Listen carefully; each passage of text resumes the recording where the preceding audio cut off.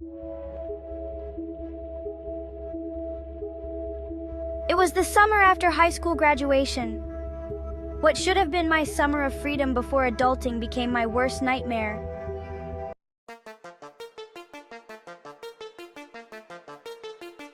It was the last day of senior year, and with my unpacked locker shoved methodically into my backpack, I was ready to go, knowing I would never have to enter hell again.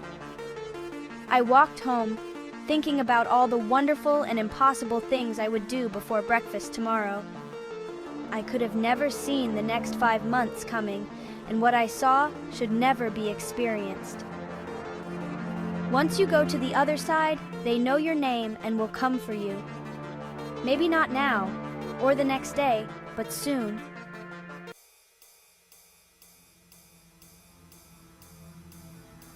Months leading up to this experience, there were signs all along the way that the good thing we had going was coming to an end.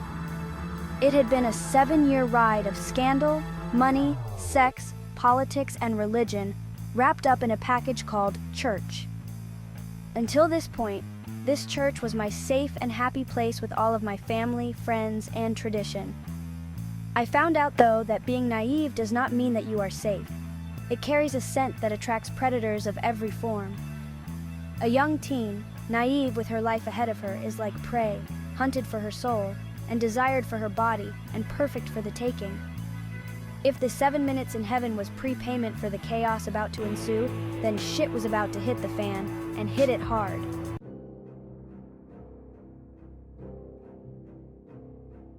I remember the whispers they thought I could not hear, something to the tune of, "The pastor committed adultery. What should we do?" This is what they were hiding? This was the end of one of the first megachurches in the 90s. Those in charge immediately replaced the pastor-turned-adulterer with a retired Italian cop from the East Coast. They always wanted to kiss me on each cheek, and their breath reeked of garlic and baby powder. I appreciate the greeting, but I would rather shake hands if you do not mind. The once vibrant life of the church was gone, so my family decided it was time for us to move on as well.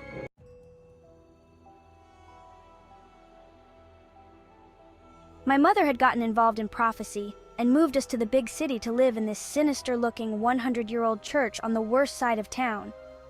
As I packed my things, what I was allowed to take would not even fit into the corner of the Sunday school room. Arriving at this new home, I see a familiar face and run to embrace her and plead with her to send me home. The closer I got to my friend, I reached out to hug her and was abruptly told by 2 large men, "Do not touch the ministry team, they need to stay holy." Even my mother was whisked away from me and not seen for hours. I was left standing alone for hours, wondering in my head, did I get up on the wrong side of the bed? Is this a really bad dream or reality that I'm seeing?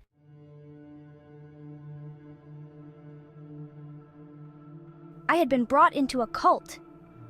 Of course, it is not what was on the sign or what anyone would ever admit to, but that is exactly what my mother signed me up for.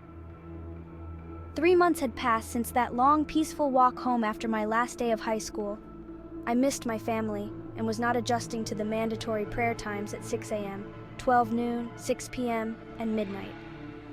Each time we prayed seemed stranger than the last. This prophet was not of God and was hell-bent on slowly destroying us all if we got out of line.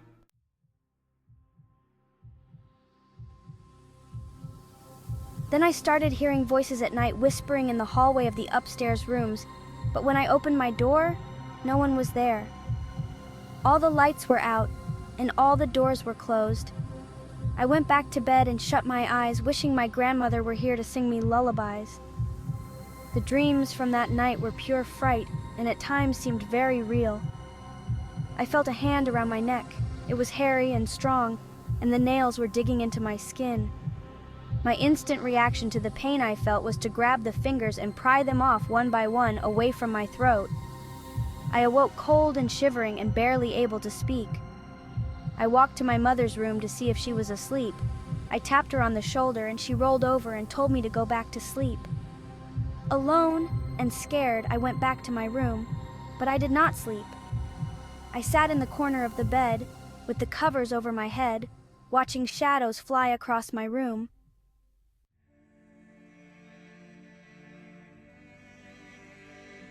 Another month passed, and the nightmares were still there. The voices in the hallway, the dark shadows at night, and now I see the angels fight. I do not know what they are protecting us from, or if we are just stuck in the middle of some spiritual war. I feel the brush of an angel's wings as I walk through my bedroom door. The feathers brushed across my face, and my legs became heavy, trying to push through what seemed like a brick wall. As of today, I am sure this winged bully from heaven was there to guard me. After the angels fight, I have no more dreams.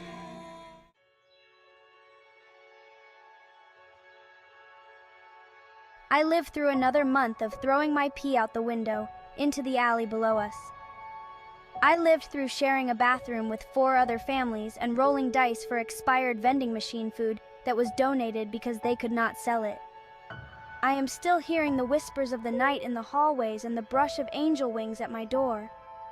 My dreams were gone, but I still sensed activity, and I still could see the shadows at night glaring at me.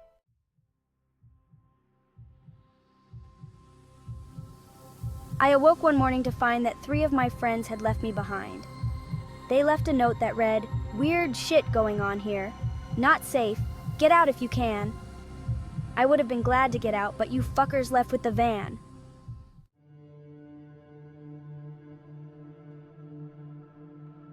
My final week is what will make you weep. Our prophetic pastor said we were going to be required to speak life, encourage and take authority with our words, and cast out those demons. Then the prophetess invited the homeless, the hungry, and those with hidden sin to come right on in. We fed them, and all was well until the prophetess spoke straight to the gates of hell. I watched in terror as multiple people began to convulse in their seats and foaming at the mouth. I watched my mother pray for a woman whose eyes rolled back in her head. Then the demon faced me and said, "Little girl, you are dead." The demon laughed at the feeble tries to exorcise them out of their hosts. I believe this only released the hounds of hell and opened the doors to purgatory.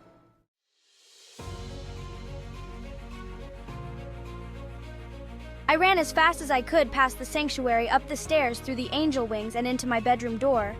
I lay on the bed and cried and pleaded to go home, pleaded with whoever was listening. I heard the door open. It was my mom. She said we could go home tomorrow, that our friends that left us felt bad, and they are coming back tomorrow with the van. Again, but with excitement, I packed everything I owned, fell asleep, and dreamed of going home. Morning arrived, and we stayed cool. Our friends were due to arrive shortly after the 6 a.m. prayer.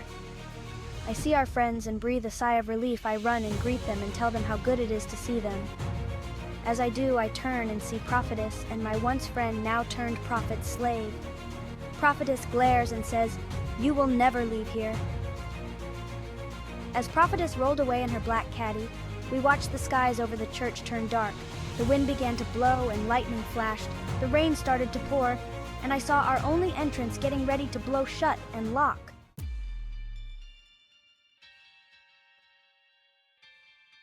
I ran to catch the door, but I was too late. My belongings, what little I had, was stuck inside the church from hell. I searched high and low with my friends for an open entrance or just a way in. Front door is locked, back door locked. The basement door is locked. Windows are all shut and locked.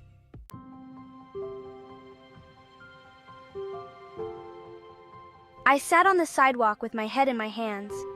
My mom tapped me on the shoulder and said, "I think I found a way in." She pointed to a window in the basement, propped open just enough only I could get in. As I step backward through the basement window, I feel a chair placed beneath my feet. It was still dark in the basement, so I whispered, "Thank you," bolted up the concrete steps, and opened up the front doors of the church wide. My friends and I raced to get all my things and get out of this place.